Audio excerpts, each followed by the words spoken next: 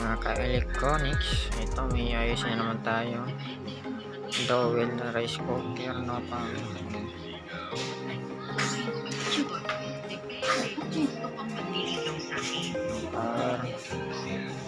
Ito yung code niya. Testingin natin kung no power. Ayun, hindi nga umiinit. Ayan. Buksan natin. Tingnan natin yung i-diagnose. Ayan, nabuksan na natin. Unang napansin ko ito. Iba yung kulay niya. Overload yata ito. Check muna natin itong thermal fuse. Ito yung thermal fuse. Ito yung latch switch. Ito yung heater. Ito yung dalawang heater. Yan ang mga importante. Ito yung latch switch. Okay, check muna natin. Check tayo ng continuity test.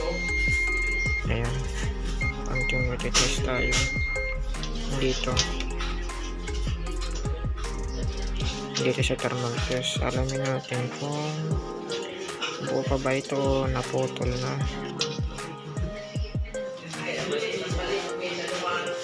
Ayan, wala siyang contact. Ibig sabihin sira ito.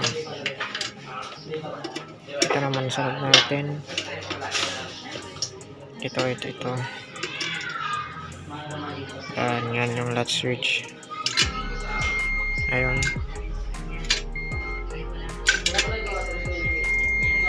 Okay, yan. Good siya. So, dito naman na heater. Dito tayo sa ohms.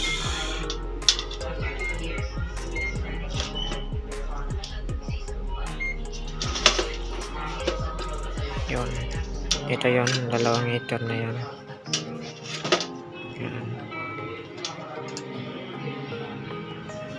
1.2K. So yan. Isang unang okay naman yung heater nito. Ito lang yung naputol. Tingnan natin kung anong baril. So ito yung RF 250 volts, 15 ampere, 165 degrees Celsius. Ito yung thermal fuse RF 250, 15 ampere, 165 degrees Celsius.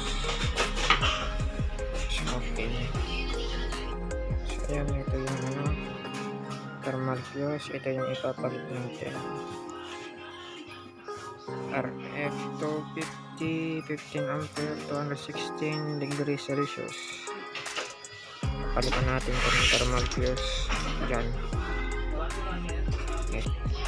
Kasi nakabit na natin yung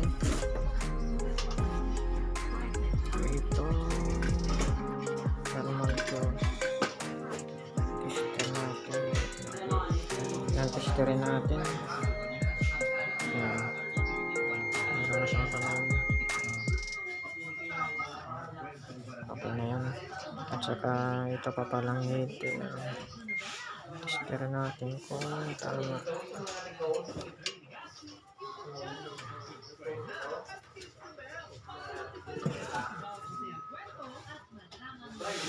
77 ohms.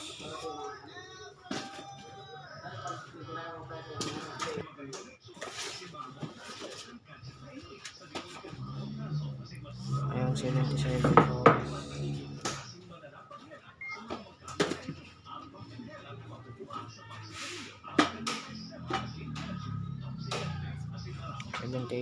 Okay na yan. Balik na natin. Ito yung luma. Okay na ito. Okay, testing. 77 ohms. 137. 77. Okay, testing na natin. Warm. Bakit naka-warm? Hindi pala nakalagay ito. Nakalimutan ko pala ilagay ito. Nalagyan ko ng tubig.